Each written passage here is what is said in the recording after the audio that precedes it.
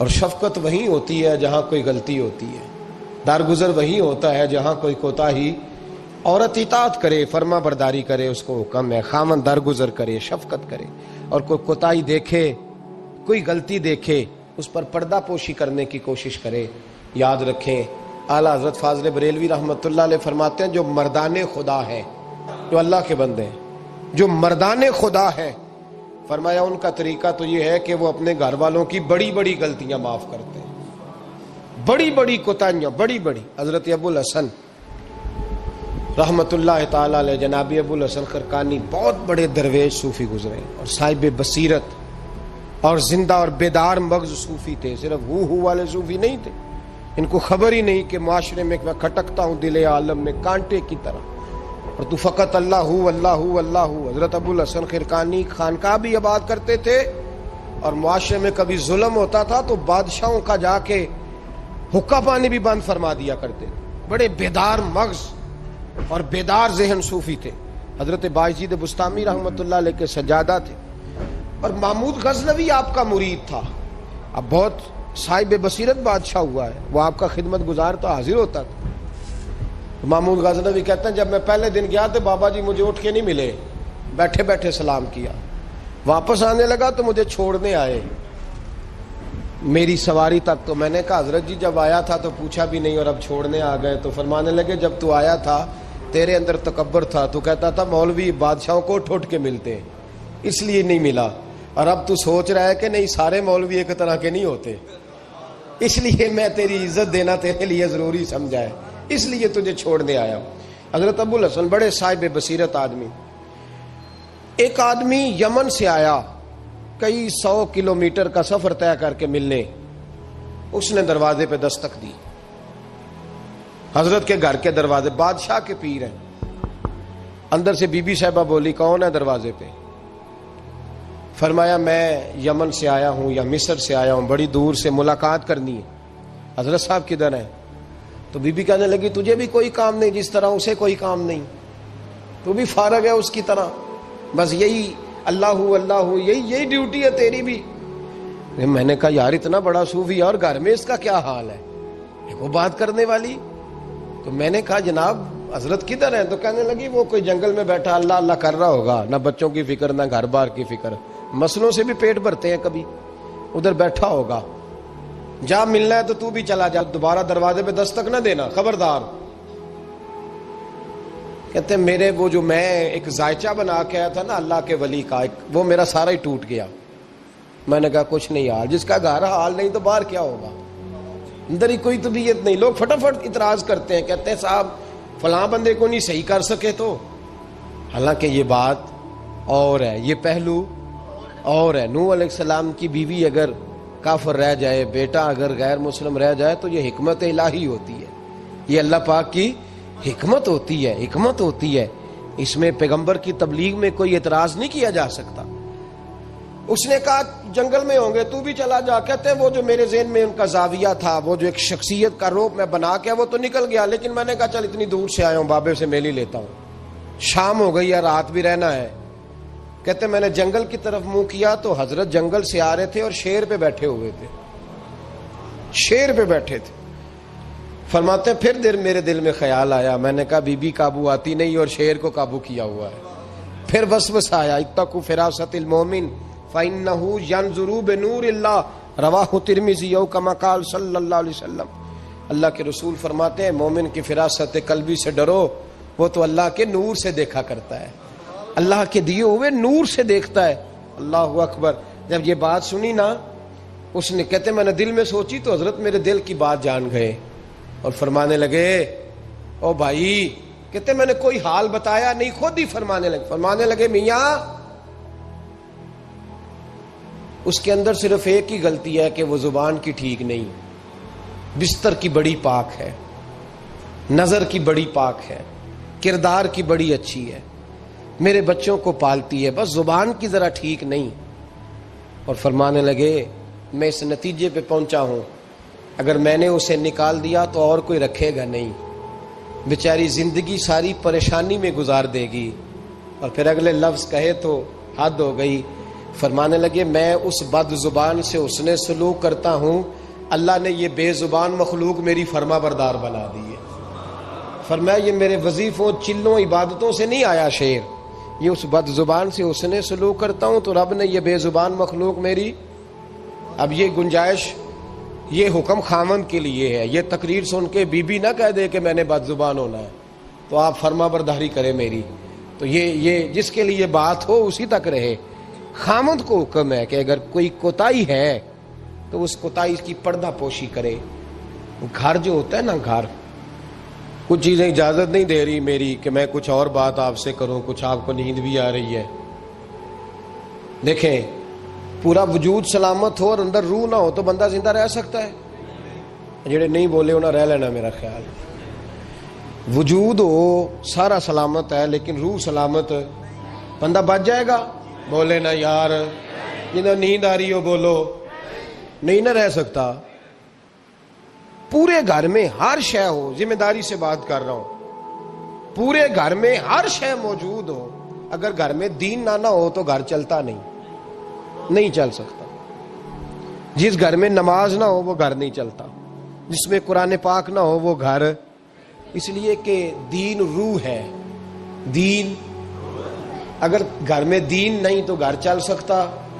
سن لے حدیث پاک ترمذی شریف کی، نبی کریم علیہ الصلوۃ والسلام، یہ بھی حق ہے، یہ آخری بات اس عنوان پہ سنیں، یہ حق آخری ہے، اس کو بھی سمجھے۔ ترمذی شریف میں نبی پاک علیہ السلام نے فرمایا، دعا دی حضور نے، نبی پاک فرماتے ہیں اللہ اس بی بی کو جزائے خیر دے، اللہ اس پہ رحم فرمائے جو سویرے اپنے خاوند کو نماز کے لیے جگاتی ہے اور اگر نہ اٹھے تو پانی ڈال کے جگاتی ہے، اور فرمایا اللہ اس خاوند پر رحم کرے جو سویرے اپنی بیوی کو نماز کے لیے جگاتا ہے اور اگر نہ اٹھے تو پانی ڈال کے جگاتا ہے، رحم کرے۔ سب سے زیادہ حق میاں بیوی کا ایک دوسرے کا ساتھی ہے کہ انہیں دیندار بنائے۔ دین کی جس بات کا خامند کو پتہ ہے، اعلیٰ حضرت نے لکھا ہے کہ خامند کی ذمہ داری ہے بیوی کو تعلیم دینا، یہ اس کی ڈیوٹی ہے پردے کا پابند کرانا، اس کی ذمہ داری ہے کہ اسے قرآن و سنت کے جو احکام پتہ ہے اپنی بیوی کو سکھائے، اس کو بتلائے، اس کو سمجھائے، ذمہ داری ہے اس کی۔ فرمایا اللہ اس پہ رحم کرے، ذمہ داری ہے، ایک دوسرے کو مذہب سے آشنا کریں، پیار کے ساتھ محبت کے ساتھ قائل کریں۔ خامند بڑی باتوں میں روٹھ جاتا ہے، اگر کبھی اس بات پہ بھی روٹھ جائے کہ آج نہیں روٹی کھانی تیرے ہاتھ کی، انہیں نماز ہی نہیں پڑھی تو آج نہیں میں نے تیرے ساتھ کوئی بات کرنی اس لیے کہ تیری آواز گلی میں نے سنائی دی ہے مجھے، تو خامند کو چاہیے کہ اسے دینداری سکھائے۔ عورت کو بھی چاہیے کہ وہ کہے صاحب تھوڑی روٹی کھا لینی ہے لیکن مہربانی کریں حلال رزق لے کے آئے، مجھے زیادہ کپڑوں کی ضرورت نہیں، میں پرانے پہ گزارا کر لوں گی لیکن میرے بچوں کے حلق سے ہرا نہیں گزرنا چاہیے کہ دینداری ایک دوسرے کو سکھائیں، ایک دوسرے کو۔ حضرت سلطان باہو کا نام تو سنا ہوگا آپ حضرات نے، الحمدللہ کافی لوگوں نے سنا ہوگا۔ حضرت سلطان باہو رحمۃ اللہ علیہ کے جو والد تھے ان کا نام تھا حضرت بازید، جاگیردار تھے، دنیا دار تھے، بہت بڑے مالدار تھے۔ فرماتے مذہب کی طرف میرا رجحان نہیں تھا، چوتھی شادی کی بی بی راستی کے ساتھ۔ بی بی صاحبہ بڑی نیک تھی، بی بی صاحبہ کہتی ہیں میرا دل کرتا تھا میرا خامد بھی نمازی ہو جائے، اور عام دنیا دار نہیں تھے، 7 جاگیروں کے مالک تھے۔ بڑا مشکل ہوتا ہے، پیران عظام کے آستانوں پہ غریب لوگ رہ گئے، جڑا 4 جماعتاں پڑھ جائے یا پیسے آ جائیں انہوں نے تو کسی پیر دی لوڑ ہی کوئی نہیں، اور اگر بندہ مالدار ہو تو کئی پیر ہو دے آپ مرید ہوندے نے، وہ کہتے ہیں مینوں آپ کنے پیر سلوٹ کر دیں۔ ایک صاحب نے میری ایک دفعہ افطاری کی تو کہنے لگے آپ کی افطاری ہے، اس جگہ ایک اجتماع سے میں نے بیان بھی کرنا تھا، تو واپسی پہ ان کے ہاں انہوں نے مجھے فوٹویں دکھانی شروع کر دی۔ اب یہ بھی ایک مسئلہ ہے نا، کیا کہتے ہیں اس کو، سیلفی جی، بڑے بڑے سیانے بندے ساری دیہڑی یہی کام کر دے رہے ہیں اور کم ہی کوئی نہیں سرے، تو وہ مجھے تصویریں دکھانے لگے، اے پیر صاحب دی بھی میں دعوت کیتی، اے پیر صاحب دی بھی میں دعوت کیتی، اے پیر صاحب دی بھی میں دعوت کیتی، اے پیر صاحب دی بھی میں دعوت، 14-15 پیر مجھے گنوا دیے۔ تو کھانے تو بعد مینوں کہنے لگے کہ تسی دوبارہ کدو آؤ گے؟ میں کہا جدو تسی 200 بندے نو میرا بھی نام دس لو گے ادو آ جاؤں گے۔ اب مالدار آدمی ہے نا، تو اب بعد میں مجھے ایک دفعہ انہوں نے فون کیا، میں کہ وہ بڑے بڑے پیراں دی اس لسٹ وچ میں اپنا نام نہیں شامل کرانا چاہتا، میں تو نہ چھوٹے چھوٹے جی رہن دے بھائی، ہم بچتے ہیں اس کام سے، بچتے ہیں ایسے آدمی سے۔ وہ کسی درویش نے کہا تھا، جس کی ہر بات میں پوشیدہ ہو نشتر کی چبھن، ایسے ہر صاحب احسان سے ڈر لگتا ہے، بچنا چاہیے۔ تو مالداروں کے تو آپ بڑے مرید ہوتے ہیں، کئی پیر حاضریاں دیتے پھرتے ہیں، کئی مولوی دستے نگر ہوتے ہیں، معاذ اللہ، اللہ خودداری اور عزت نفس عطا کرے، آمین تو کہہ دیجئے، دینداری کے اللہ توفیق عطا فرمائے۔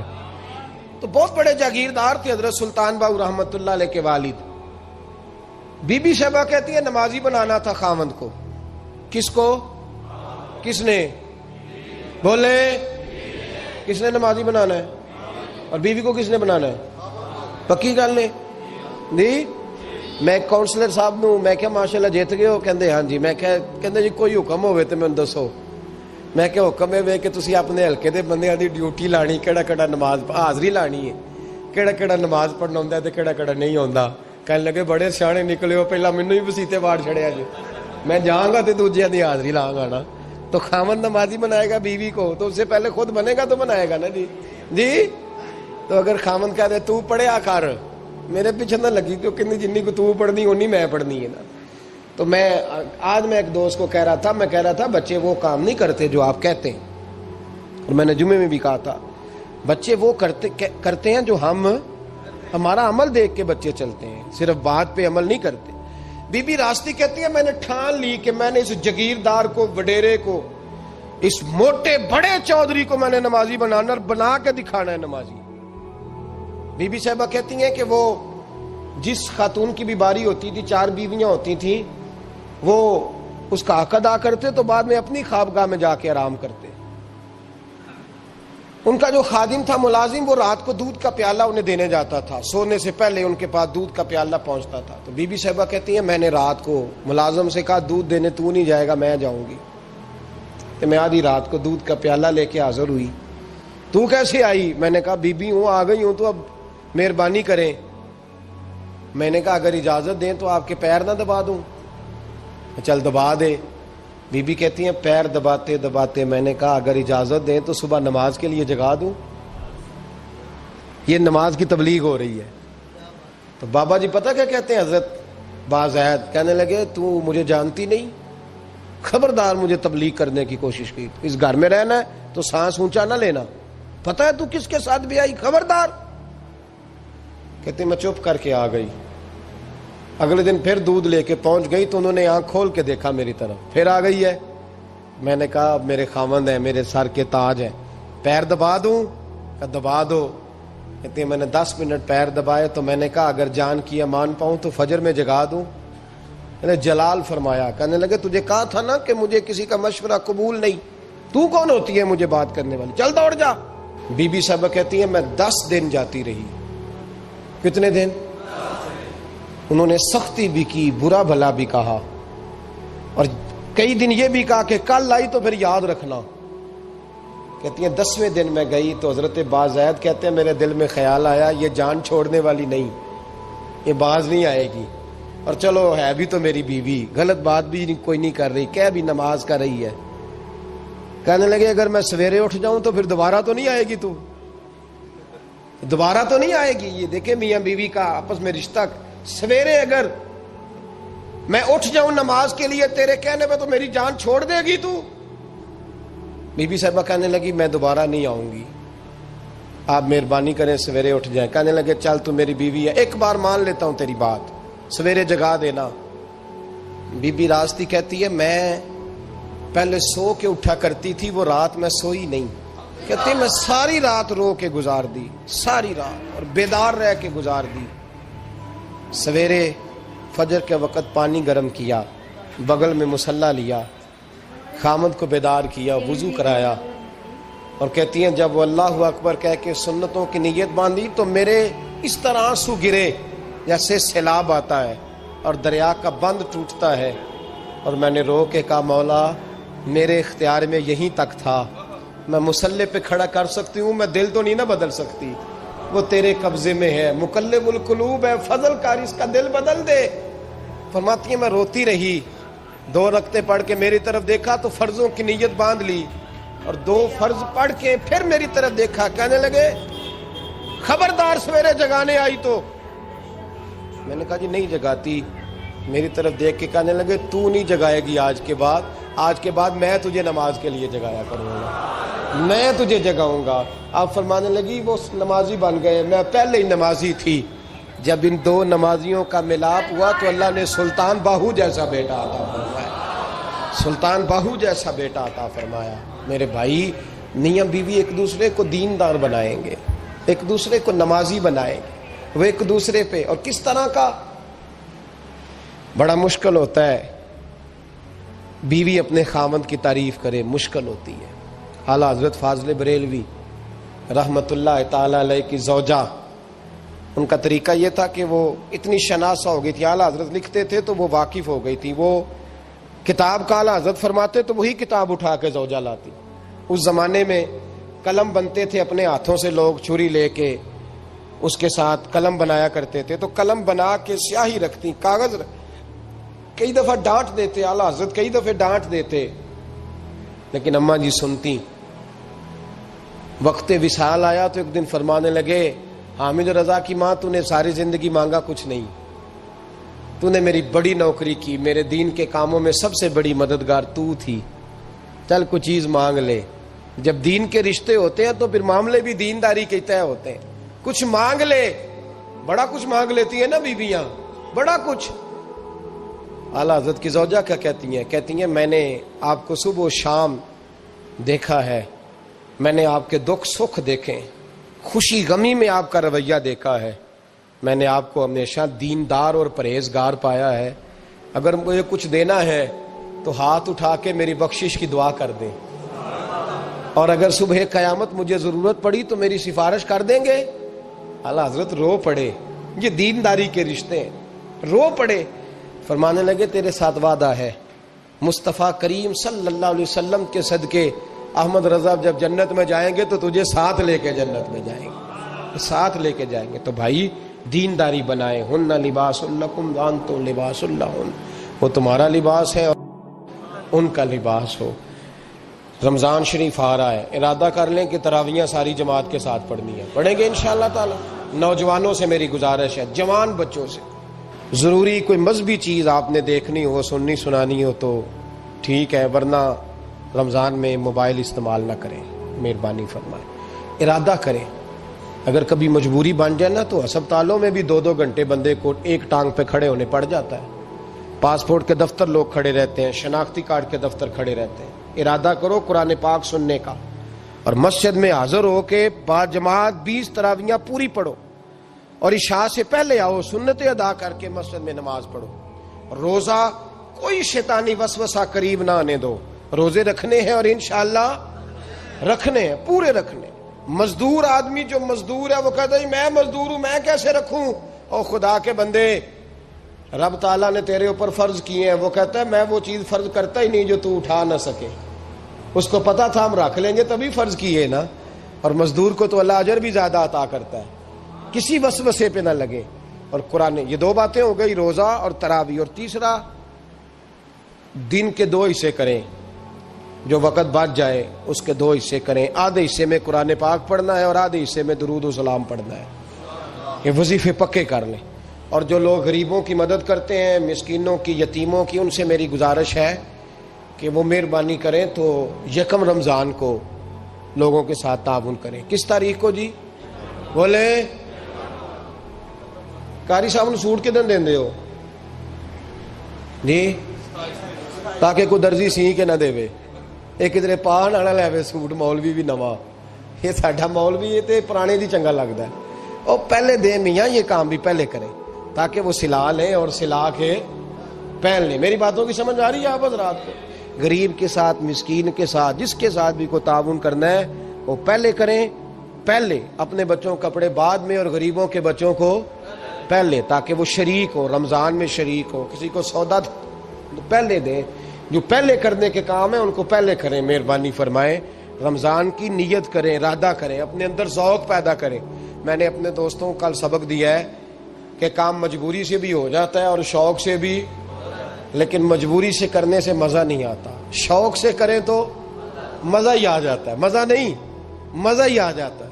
تو کام کریں گے، لطف آئے گا آپ کو روزے رکھنے کا، عبادت کرنے کا، لیکن لطف کے ساتھ کریں. اپنے اوپر. السلام علیکم ورحمۃ اللہ وبرکاتہ. دوستو انشاءاللہ آپ لوگ اچھے ہوں گے، اور انشاءاللہ اللہ پاک آپ کو ہمیشہ خوش رکھے اور ہمیشہ اچھا رکھے. دوستو ہماری ویڈیو آپ کو کیسی لگی کمنٹ میں ضرور بتائیے. پسند آئے تو کمنٹ کیجئے، لائک کیجئے اور سبسکرائب کرنا تو بالکل بھی نہ بھولیے ہمارے چینل کو. دوستو آپ کو جس طریقے کی اسلامک ویڈیو چاہیے ہم کو کمنٹ کیجئے، اور ہم ضرور آپ کے لیے تیار کر کے بنائیں گے. سبسکرائب تو بالکل بھی کرنا نہ بھولیے دوستو، بہت محنت لگتی ہے ویڈیو بنانے میں. دوستو کمنٹ کر کے بتائیے. اللہ حافظ دوستو.